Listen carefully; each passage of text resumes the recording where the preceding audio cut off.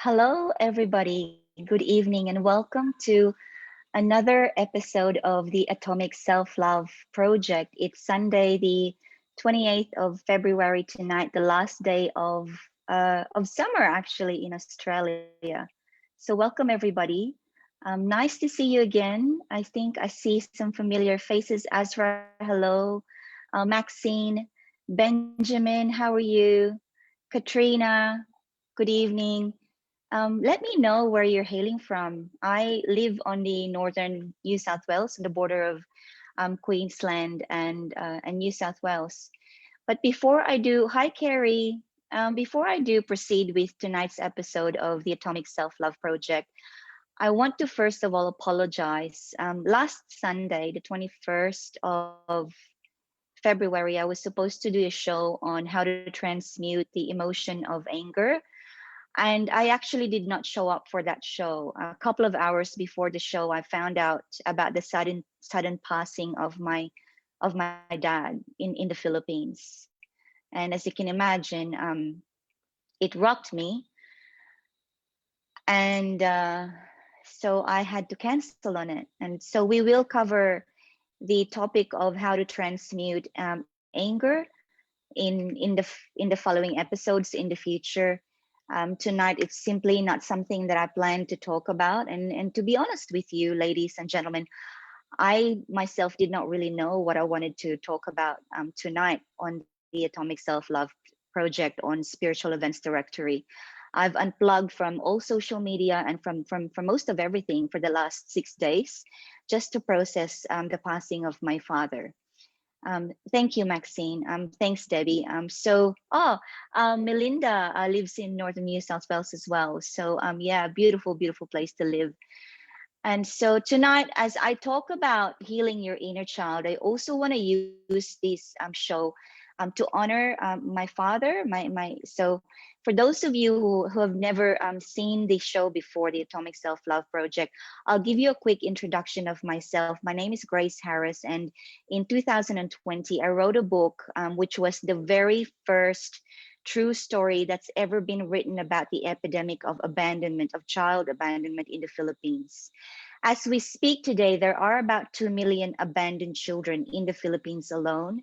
And most of these abandoned children's fates are largely because their parents believe that they don't have any capacity to raise their children or just really support themselves, let alone children that they have sired. But having said that, there is also a fraction of these 2 million abandoned children that have been abandoned from families who can afford, from families who can provide, from families who have the capacity to raise children, but for some reason or another, they've made a decision, the caregiver, the mother, the parent, the father, whoever that is, they've made the decision to abandon the child. And so that's where I come. I come from that fraction of abandoned children where my caregivers were capable of raising me, but they made the decision of abandoning me. And so from that experience, I've lived a life that was so colorful, a lot of ups and downs. And I've decided to write a memoir about it. It's called, I don't know if you can see it, it's called Become the Woman of Your Dreams. And this is a story that depicts a healing story. So it's a bit of a new kind of genre, that it's not just a memoir telling you a life story. It's also a book that allows you to see the lessons that are learned and how you can heal yourself if in case you have experienced trauma and abandonment and all that kind of grief in your childhood. And tonight I thought to honor my dad, because he was in the book. So I thought I'd talk about how to heal your inner child and also read a chapter from the book, just so I can remember him a little bit.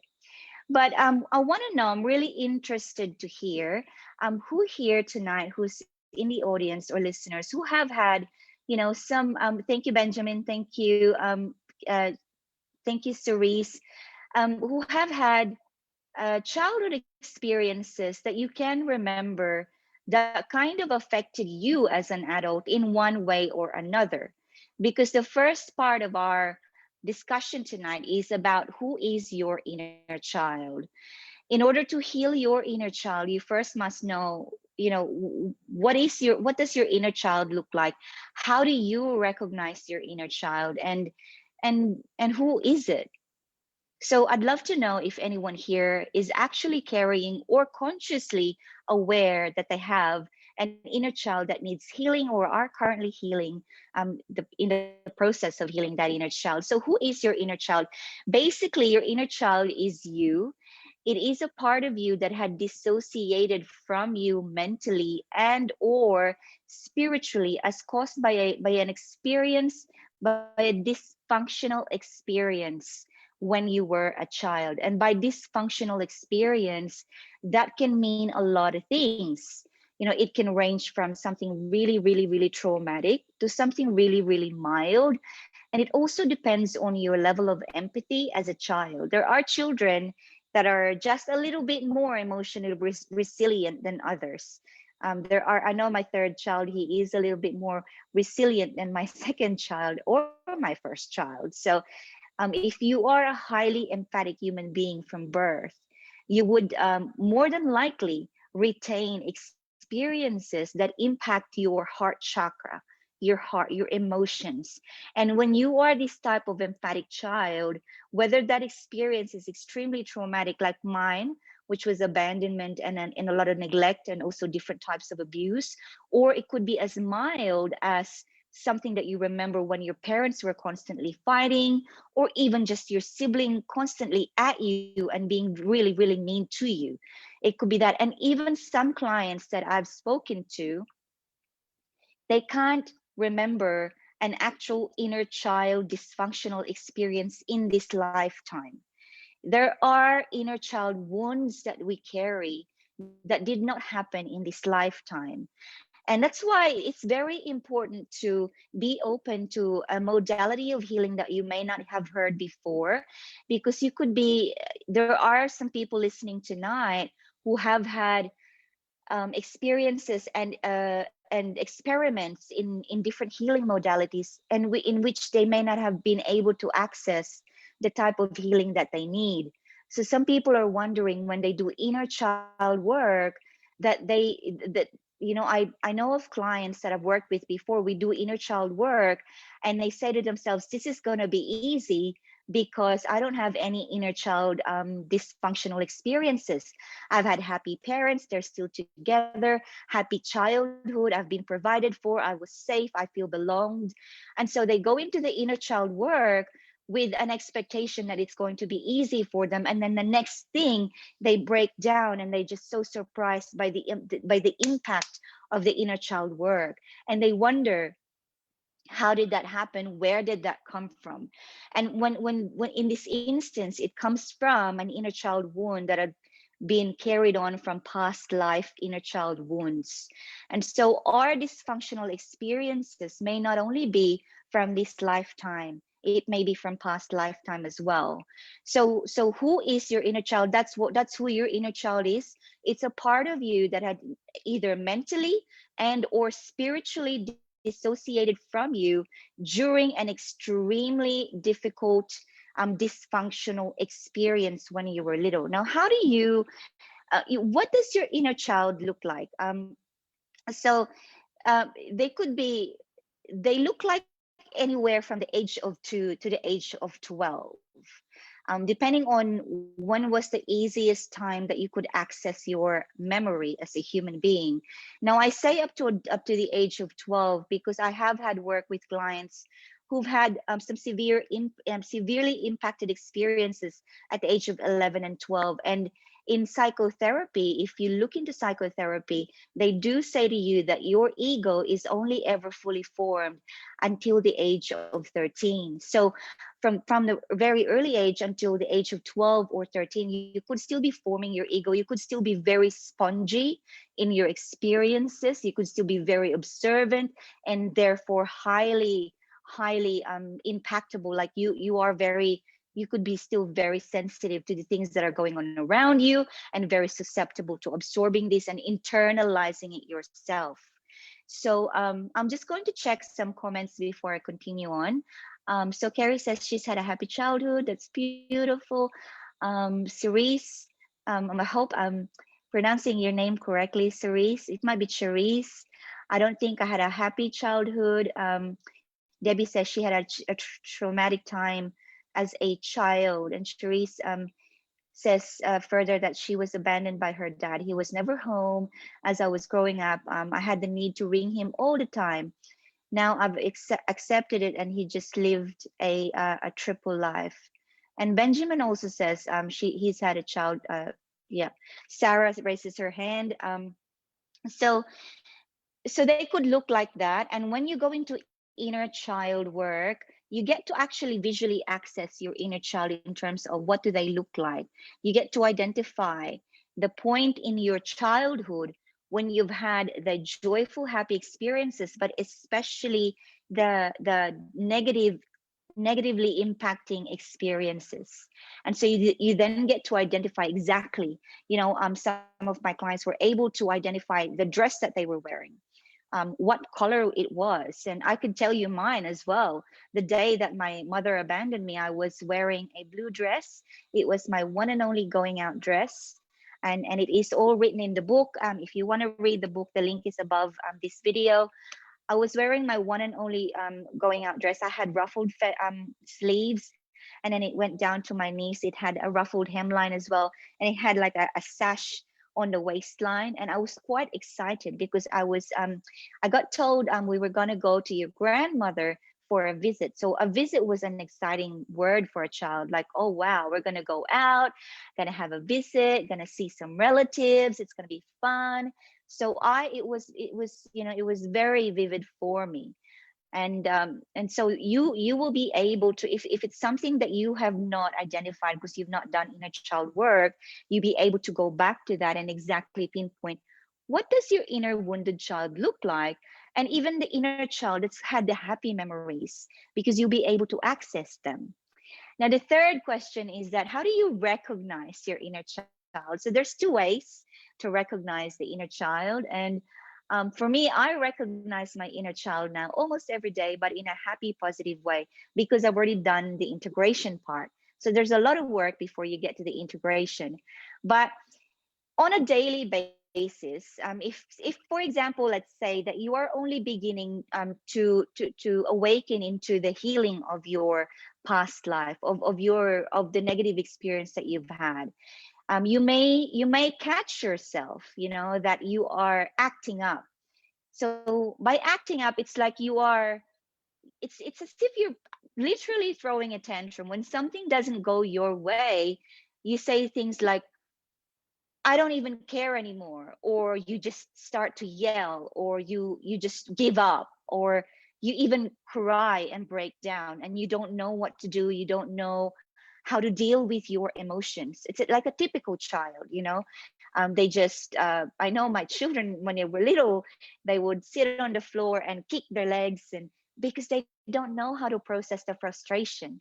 And so that's a child acting up, playing up. Or it could be a positive inner child recognition where you actually have a happy, joyful experience, and you start to skip and hop, and you just feel this lightness. So that is also an inner child. I had an inner child, a really, really, really, really strong, positive one in August last year. It was 1 month after my birthday. My birthday present from my partner was just a night away in an Airbnb, and we went to a town called Yamba. Some of you here know the town Yamba. You're living along the coast, and so we stayed at this Airbnb. They had bicycle, and then we decided to ride the bikes on Sunset.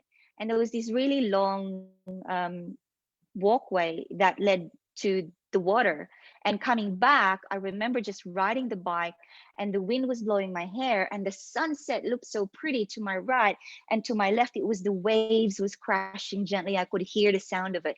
And I just had this memory of myself and my auntie riding the bicycle when I was so little. And I was laughing so much because she was trying to compete with me, and she fell from her BMX bike. And I thought that was so funny. And I just had I was filled with these memories of laughter and just riding the bike and the sunset. It was such a vivid recognition of my inner child, my happy inner child. So these are the ways that you can access them. But I think think it's more important for the purpose of this conversation of healing your inner child is to be able to catch yourself when you are actually acting up the inner child. It could be refusing to discuss something important because you're feeling really pissed off and really hanging on to your anger, and refusing to speak to your partner, or even refusing to speak openly with the family, with your children, whoever it is that's important to you and that are hurting because of your withdrawal, of your inability to process your frustration and your inner turmoil and those strong inner emotions.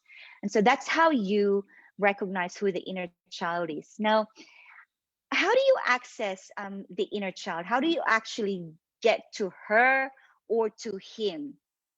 Now, accessing your inner child, I have to say, is a very, very, very, very, very important part, or very important preparation in the integration of yourself, the now, and your inner child, so you can become a whole human, a whole soul, really, so that you can move on with life with the experience of the joy that you've always been looking for. Now, to access your inner child, it's going to be a confronting experience, as what I've alluded to in this conversation before. You may, when you do the inner work for your inner child, you may at first bump into the happy inner child, but eventually you'll be able to remember the things that have held you back from being fully expressed as a person of your full potential today. Some people go straight into the pain and even have a blockage of really accessing it because it's too painful. And that's what even makes it more important. And that's why one of the key things in accessing your inner child is commitment.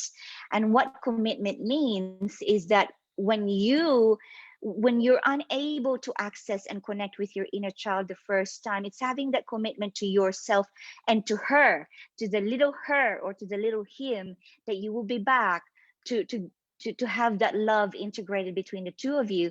And how do you do that? So there are there is one inner child experience that I love to actually to do with my clients, and also I do it a lot myself. I'm just going to look at the comments. So Terry says that he recalls very little, if any. And Carrie says things changed as she got older. And Melinda mentions 3 specific events at 3 years, at 8 years, and at 11 years.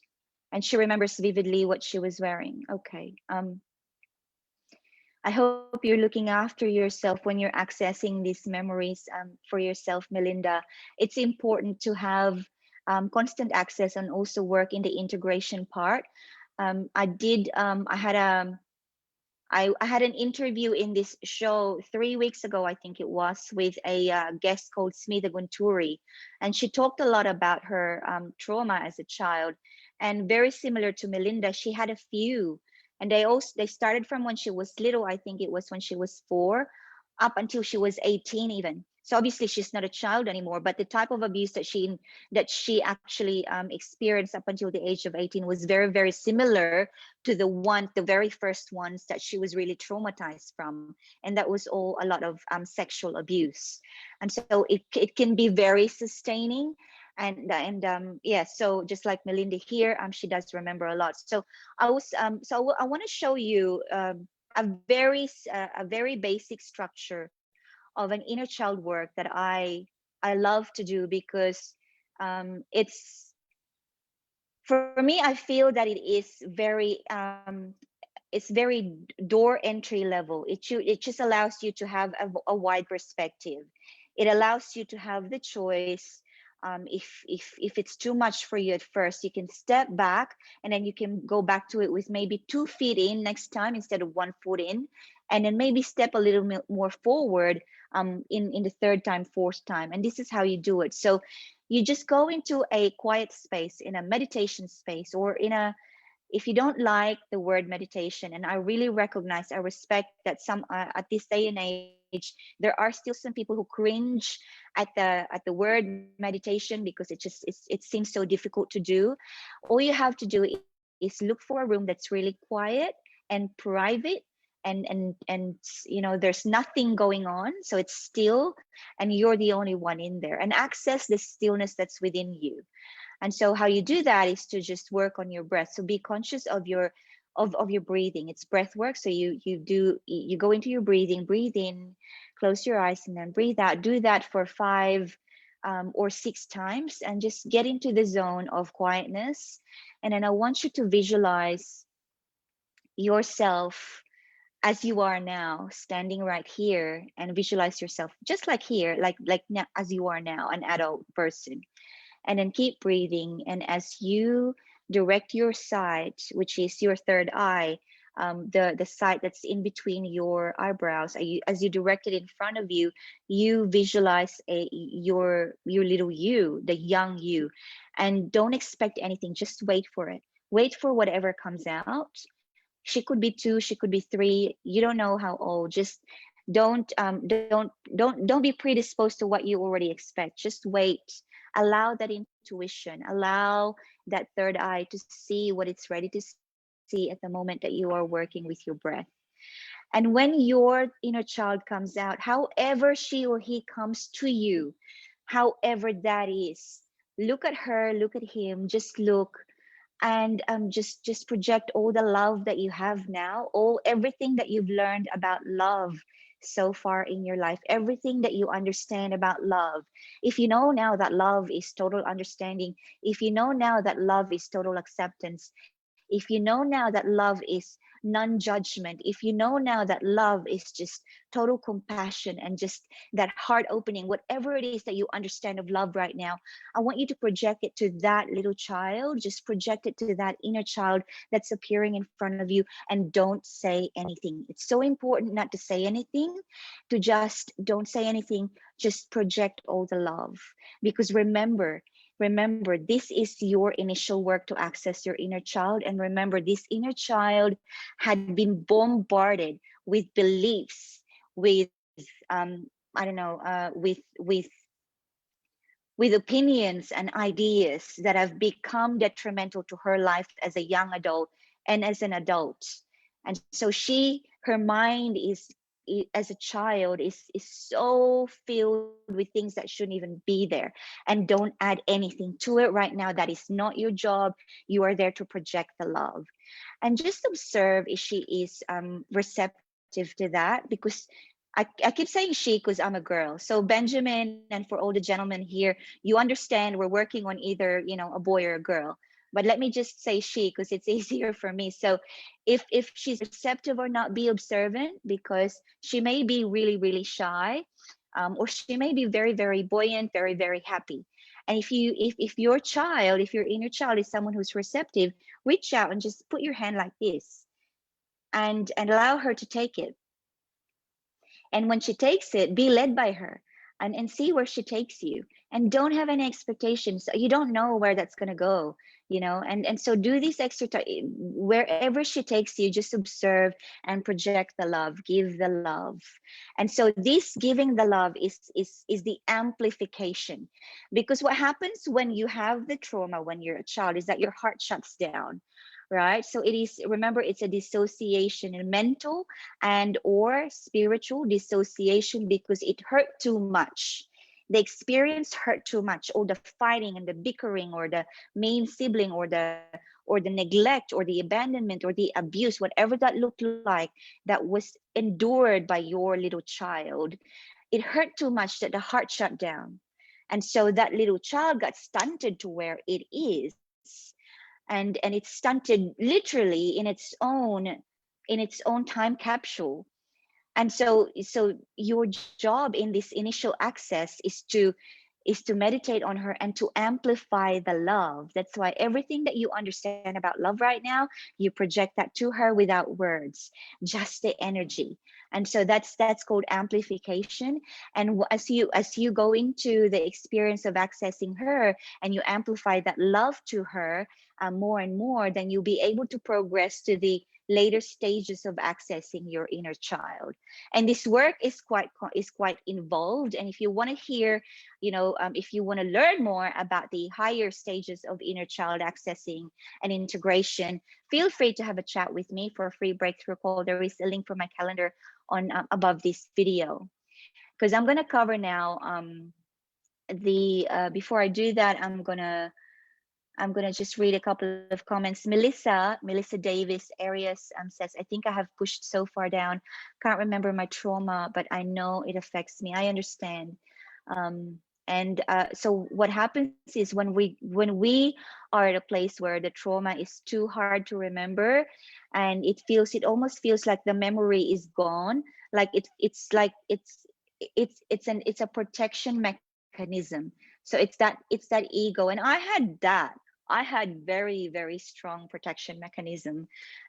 So up until recently, really, and even sometimes I still do, but it's just it's a matter of commitment and just being aware, and knowing the skills of how to access it. So Terry says, I recall very little, if any, of my childhood. Okay. So the third part of what we're going to do is the integration of your inner child to you. But before I do that, I wanted to, as part of the integration process, I want to read to you chapter 44 of the book that I've written, Become the Woman of Your Dreams. And chapter 44 is all about the inner child. So I'm going to read parts of it because it's got the inner child work that I've done or had happened to me actually. And I was blessed enough that my very first inner child experience was not induced by me. It happened to me from extreme. It was just, mind you, though, it came from extreme adversarial experiences. A year before that, I had a near death experience, and I myself had instigated my own spiritual awakening because I was so afraid that if I didn't change my life, I would have another near death experience. And I was a single mother at the time. I did not want to not be here for my kids. But also the other reason that I want to read this is because this chapter 44, the inner child, is because my dad is in this chapter. And in his passing, sudden passing last Sunday, and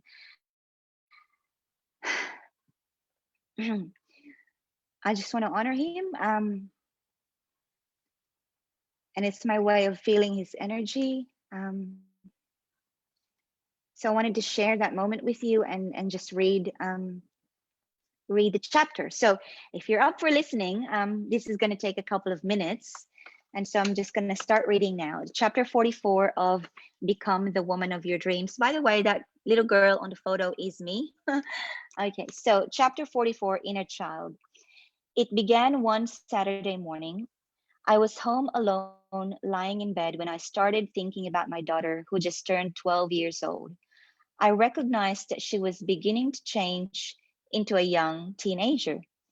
I have been warned by some friends that this phase would happen and then it would pass.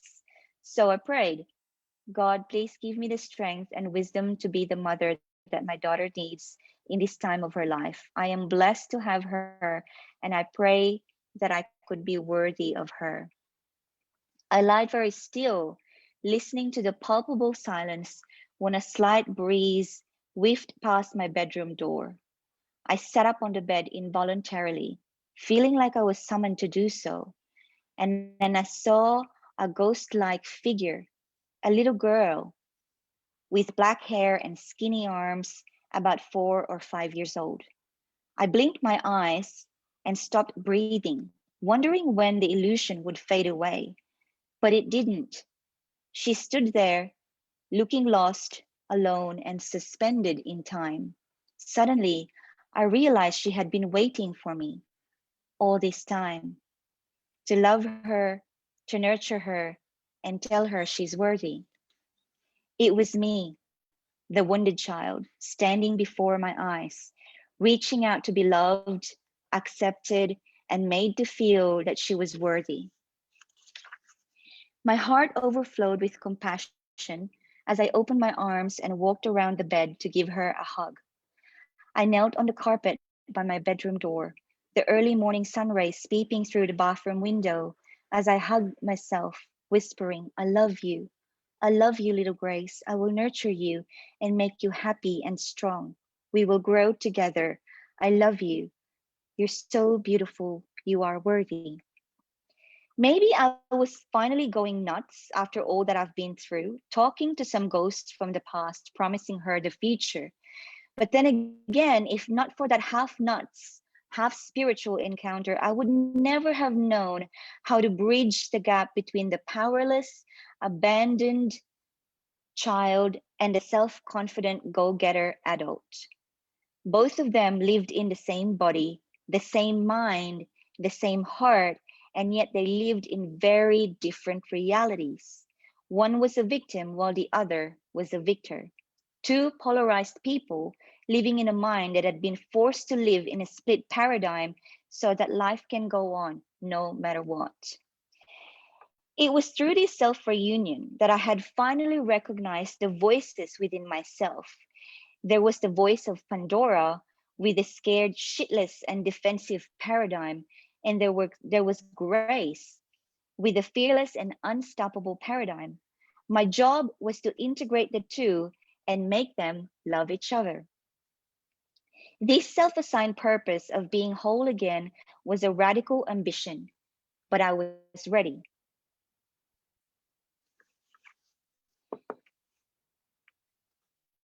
And I'm gonna just cut the chapter and go straight into when I traveled to back home to see my dad. So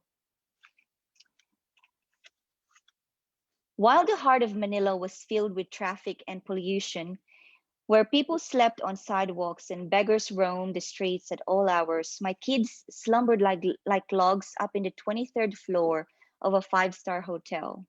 The contrast between deprivation and provision made me feel even more determined to be a better person. I wanted to give to the world what I was able to give to my children. But first things first, I must love and nurture the first child in my life, my inner child. Arriving in General Santos City, my Aunt Ellie welcomed us into her home with open arms. It was good to be back. The first person I called was my father, whom I have only seen and spoken to twice in the last 35 years. Hello, Pa, I said on a high note when his voice rolled on the other end. Who is this? He said. It's me, Ginging, using my nickname when I was a child. My child, it's your birthday next week, he exclaimed. A lump caught in my throat. The warmth in his voice was the kind of warmth that I have never, ever felt from anyone before. My papa loves me. I whispered quietly, not so much to myself, but to the child that was in me. Papa loves me. I told myself again, as if saying it more could make the love sprout out of the phone like a beautiful vine. We talked for a while, and I invited him to my birthday party, even though I knew he lived 75 kilometers away and would be unlikely to attend. It was my way of saying that I loved him in spite of his absence in my life.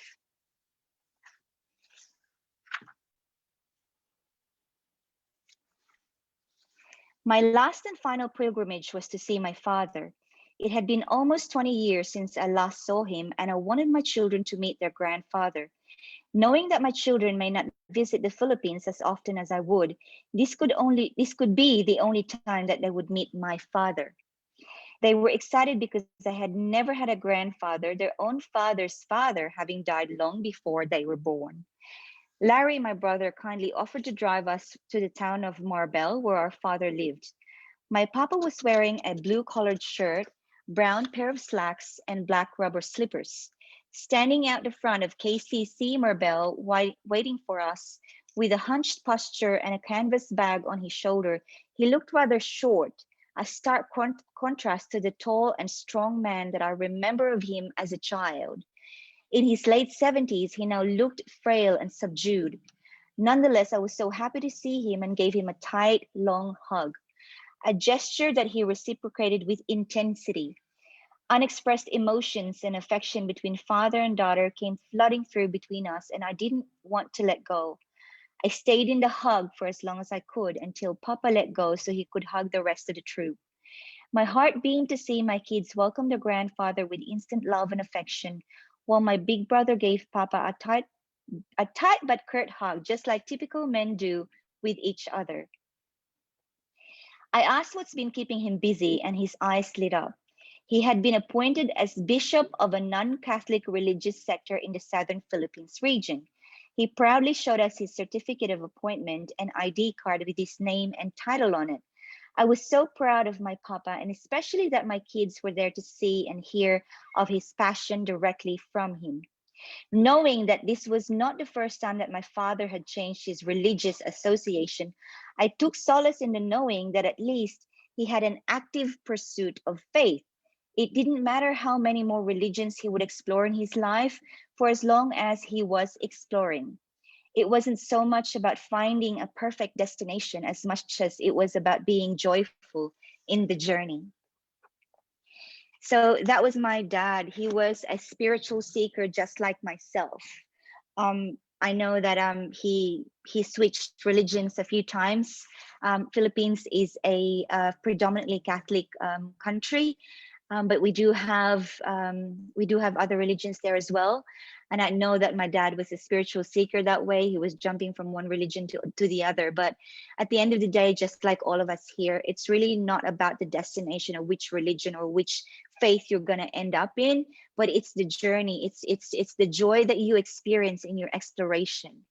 And in this exploration, an integral part of your exploration of your spiritual growth is to access your inner child and to integrate your inner child with who you are now so you can move forward and really create the deep and meaningful lifelong connections that you deserve so you can experience the joy in your life that is fueled and motivated and inspired by your full potential. And so in the integration, as you can see, like what I've done in the book, as I've written in my book, part of the integration that I can suggest to you is a pilgrimage. And a pilgrimage can be a physical, actual pilgrimage, which is probably difficult now because of COVID, or it could be an emotional pilgrimage. And it's really, it's allowing you to have that access exercise of going to your inner child and allowing her or him to hold your hand and take you to anywhere that she wants to take you.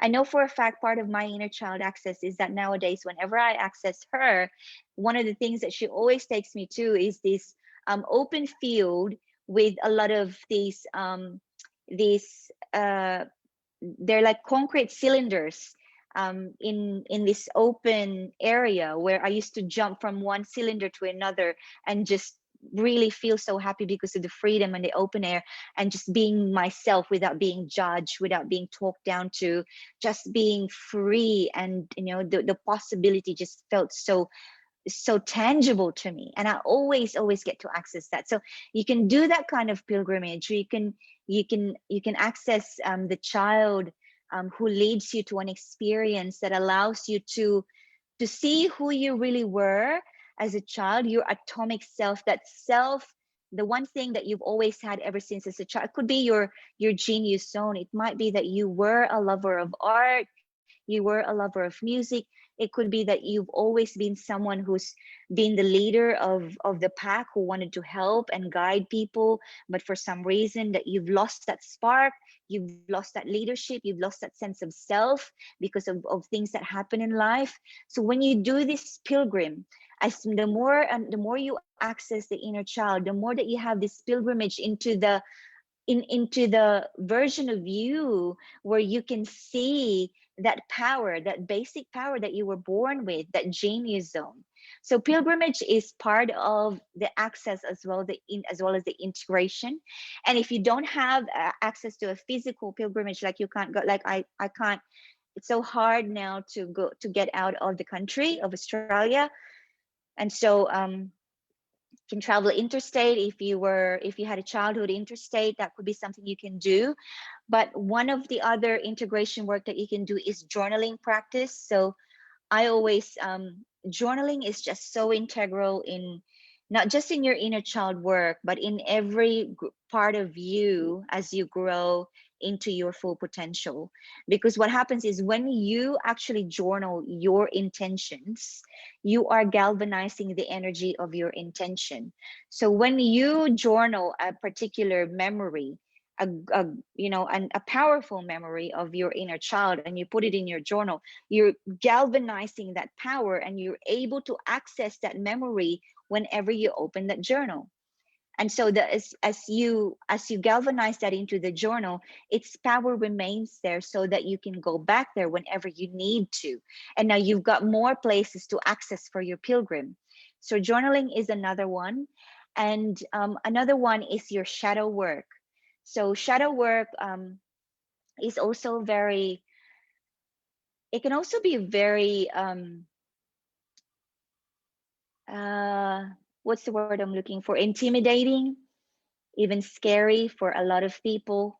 A lot of people, when they hear about shadow work, they feel like, oh, I'm afraid of ghosts, or it's like the dark night, or you know. So we all have shadows. So shadow work has been going on for thousands of years. um, all spiritual practices in any tribal communities, long before civilization had ever been, you know, the civilization that we know of it today, they shadow work has been around. It's been popularized um, by Carl Jung, which is the student of Sigmund Freud.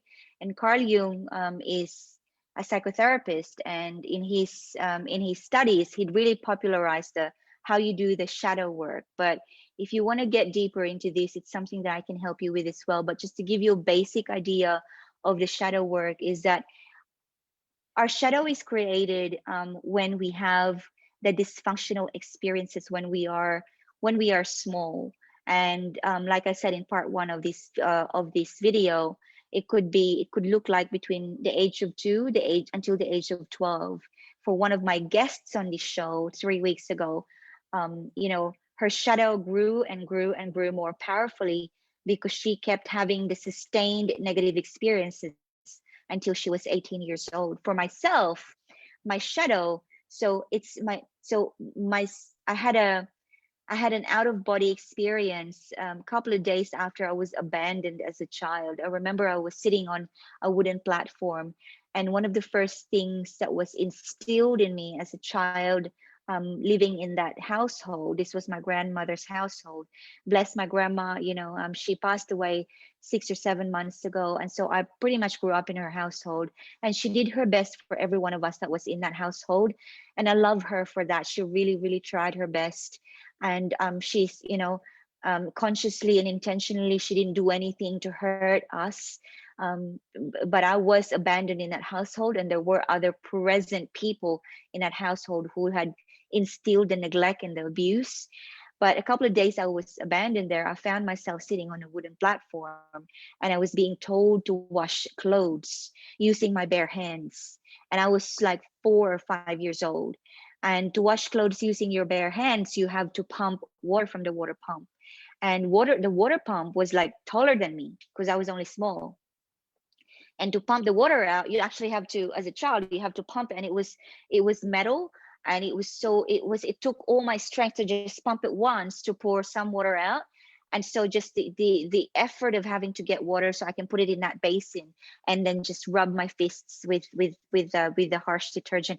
And I remember, and this was the day when I had my first out of body experience, and it could potentially be the day that I had the shadow was born. It was my first spiritual actual dissociation. So I was, you know, washing the clothes, and my grandmother was standing over me, and she, in her loud voice, because I was little, for me at the time, her voice was really loud. She was saying something like, hurry up, I know it's hard, but hurry up, or something like that. And it hurt so much. I was only little, and I was still processing the fact that I was left in that household a couple of days ago. I didn't understand, you know, I wasn't told what was happening to me. It was just, the pain was so much. And I remember standing up from this wooden platform. I'm standing up from sitting down. I stood up, I walked away from that sitting position. And as I walked away, I remember turning around 180 degrees, and I looked back. And as I looked back, I saw myself. And there I saw myself. I was a child, just like, you know, I was holding back the pain. I was trying not to cry, and it was just so painful. And at that moment, at the age of 5, I had my first out of body experience, born from extreme pain. And so the shadow work, this is where the shadow was born, because what happened then was I had an entity that was born out of the pain, and this entity became my protective mechanism. And she was really good at it for a long time. And I named her in my book, to honor her for everything that she's done for me. I've integrated with her, and I respect her for who she is and what she's done for me. And I love her. And she's still there, but we've integrated to a point that there is the love, and we act from love. But at the time, she was just so focused on protection, that part of that protection was not to trust anyone, not to open up to love, just to never ask for help and be fiercely independent. Just all these things that allowed me to actually lead a seemingly successful life as an adult. Like I had, everything that I put my mind into, I achieved. But for the life of me, my relationships were dysfunctional as they were when I was a child. And I could not recognize why for a long time, because I was so unaware that I had to do shadow work, that had an inner child waiting to be healed, and all of that part of my spiritual journey. And so I just want to read some comments before I go on. Cerise says, beautiful reunion between you and your father. Thank you. Yeah. And I've just started journaling too. Beautiful. Yeah, so I do have a process called transformative journaling. It's really going to allow you to manifest in 30 days or less. And Ray says, my love to you, Grace. My love to you too, Ray. Thank you. And Karen says, you don't need to remember the trauma to work with the part that holds the pain. That's true as well. That's true. There is a way. There are many ways to healing. So there are, if you look it up, there you could find hundreds, but the truth is there are thousands of healing modalities. And this is not what I'm talking about is not the only way to heal. And I want you to be really, really, really clear about this, because it's so, we are at an age where everything is accessible to us. And just like, basic psychology or basic medical science, not every medicine cures everybody. Like person A can take Panadol and it works for them, and person B might be resistant to Panadol. And it's the same with holistic modalities of healing. You could heal from inner child, person B, and person B, it might not work for them. So there are so many other modalities out there. Yoga is a modality. Reiki is a modality. Crystal dreaming healing is modality. Ayurvedic is so, and our job is to become our own healers, right? And as I myself, as a spiritual healer, what I want to achieve is that for you to not need me anymore after we work together.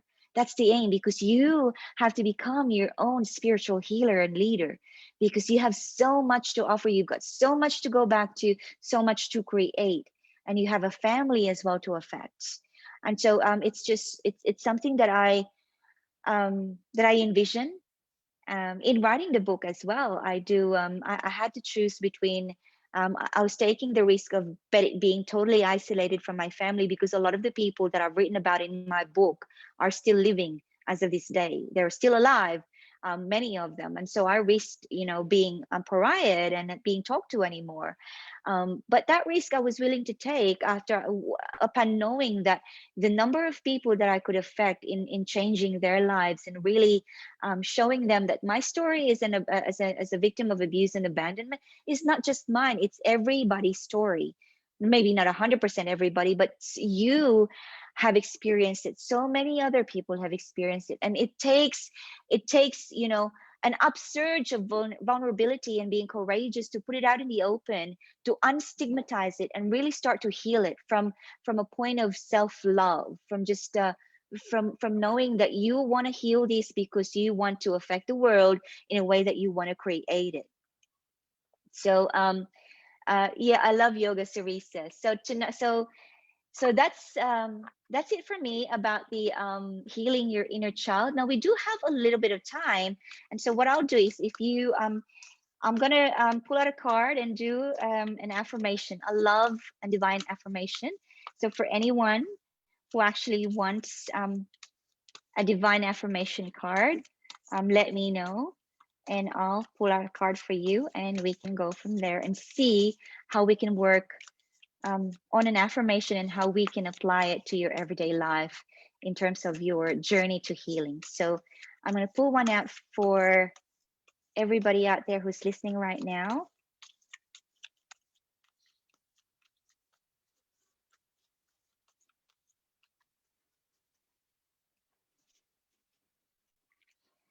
Hestia, the goddess of sanctuary. No matter where I am home.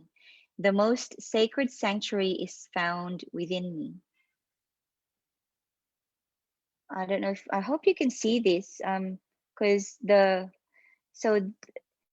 goddess of sanctuary, no matter what I am or where I am home. The most sacred sanctuary is found within me.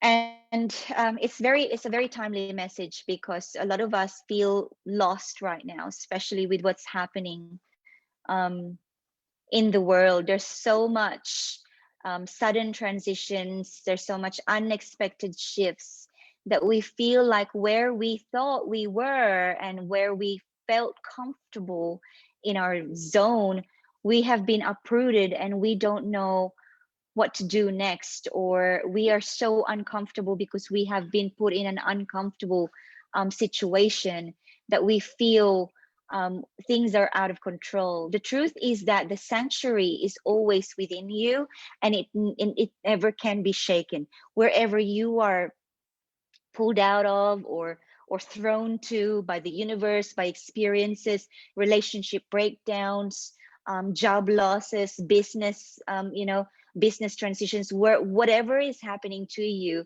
that sanctuary of love is always going to guide you on what to do next. Because if you're coming from a place of love rather than a place of ego. So the difference between the place of love, place of ego, let's just talk about that for a minute. So the place of ego is, what do people, what are people going to say? So that's ego. How am I going to explain myself to other people? That's ego.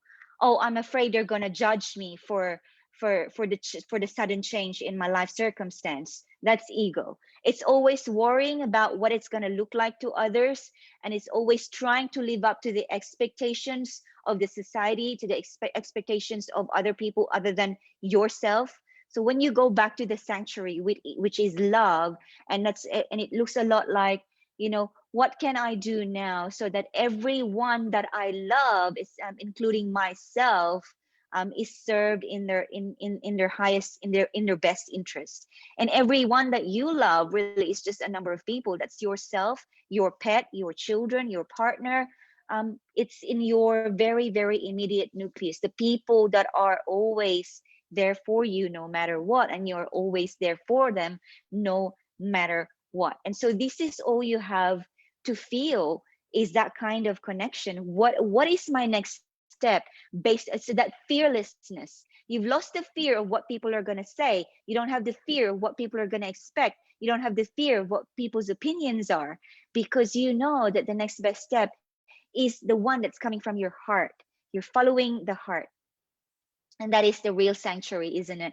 Like we can say, we can talk about there is, home, or our favorite place, or our favorite hideout, or our favorite part of the house, or bedroom. But the sanctuary is in our heart. Wherever we are, we carry that sanctuary. We can feel instantly comfortable just like that when we really want to. And so that's that card for you. So Kara, So I'm going to pull out a card for Cerise. We do have a few minutes. Um,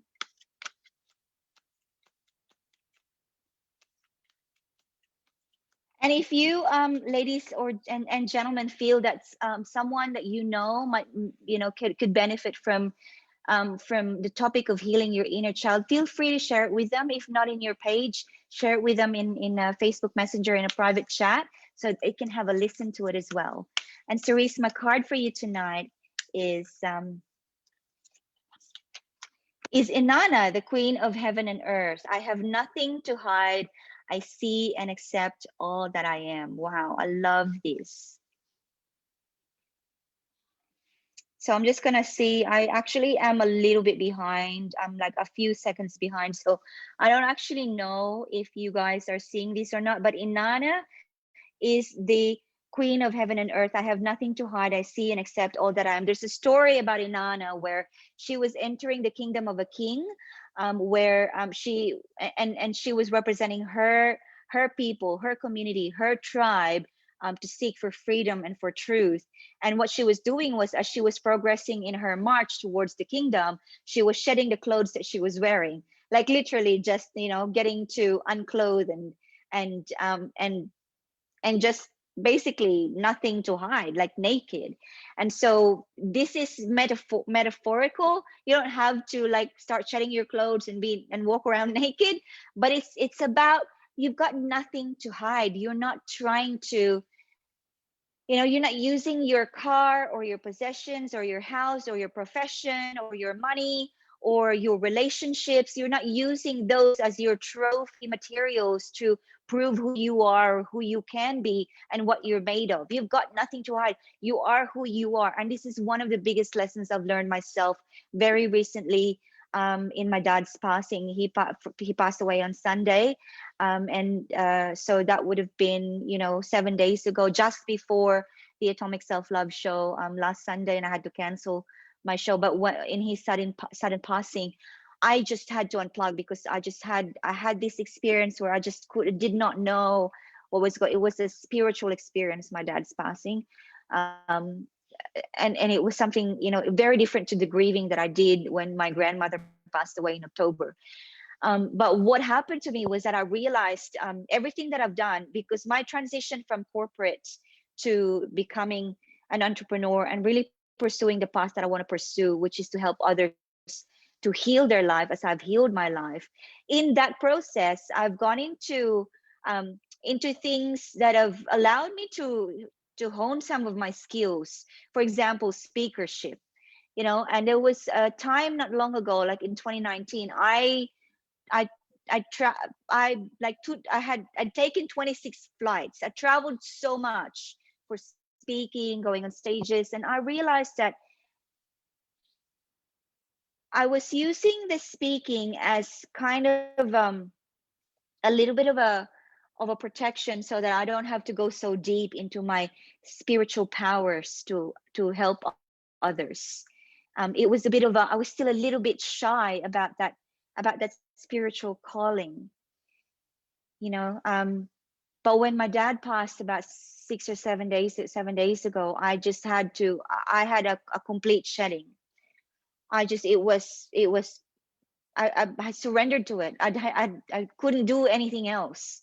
I had to surrender to who I really am, because I feel now that I can only really do who I really am.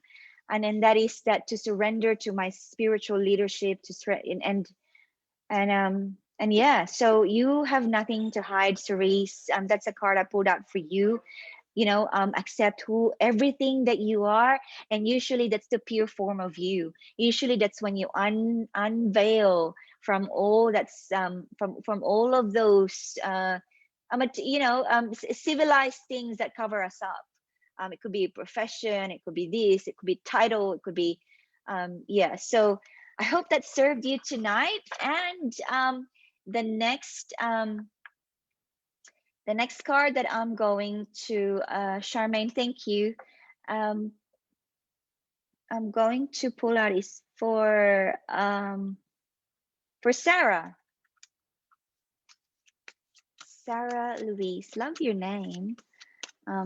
Okay, so We are going to,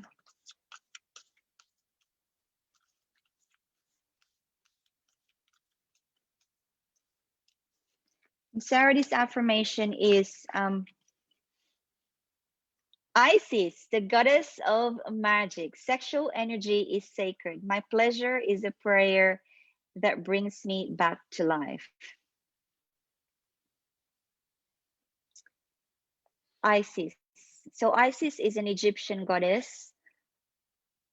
Sexual energy is sacred. My pleasure is a prayer that brings me back to life. So this card is really allowing you to honor your sexuality. And we are all adults here and we can talk about sexuality. And unfortunately, in most of the 19th century and the 20th century, we have lived under a belief system where sexuality is so repressed and it's even stigmatized. And we know this even from the Bible. Mary Magdalene was, stigmatized for something that potentially was not really authentic story anyway. But as a woman, we have been, objectified when we tried to express ourselves. And Isis is a goddess that actually allows us to own our power, to really, instead of when we are objectified for the way that we look, we need to realize that that's not our problem. That is the problem of the person objectifying us, or the problem of the institution objectifying us. Yes, we have, of course, we have the, the responsibility to look decent. Like, we don't want to be, obviously, we don't want to walk around naked to start with. And also, we don't want to expose things that are, don't need to be exposed. But it's another thing when you are objectified by an institution, by an organization, or by a person, or by anyone.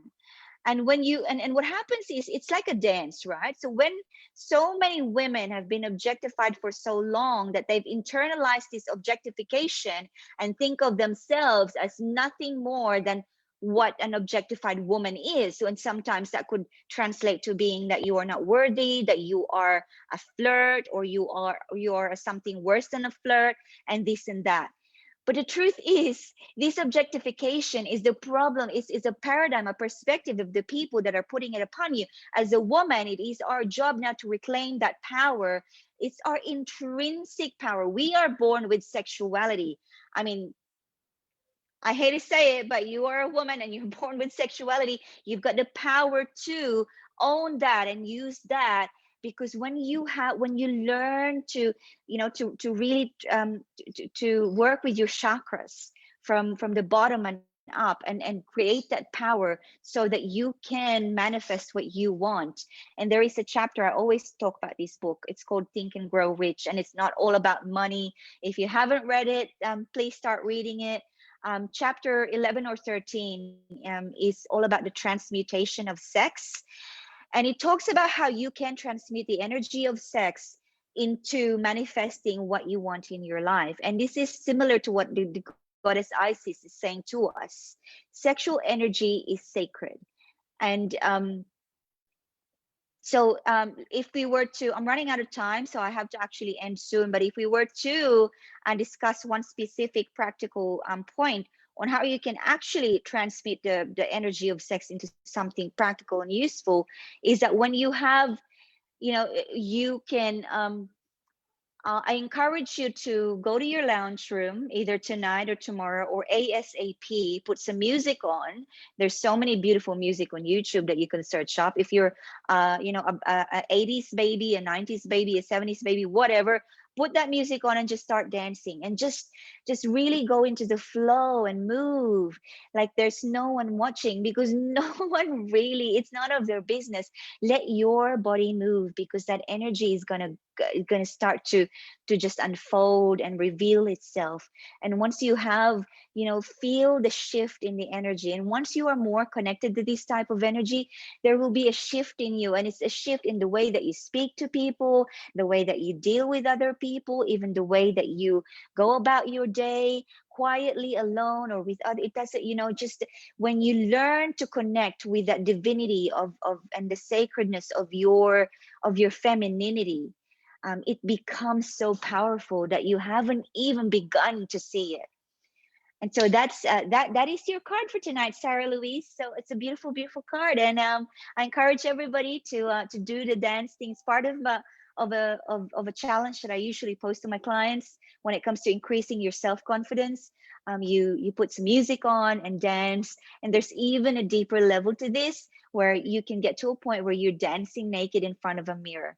You don't have to start there. You just start dancing in a lounge room, fully clothed.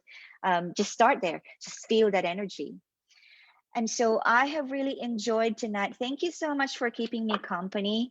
And this has been very important because it's my first, it's my first coming back to connecting with the community after the passing of my dad, which has given me some big shifts, internal shifts. And so I appreciate your company tonight, everyone. Yeah.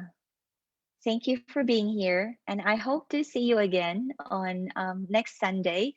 And I will be doing a show on International Women's Day. That would be, I think it's the 7th of March. I would think.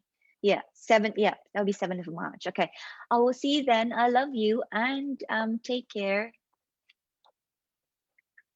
Bye.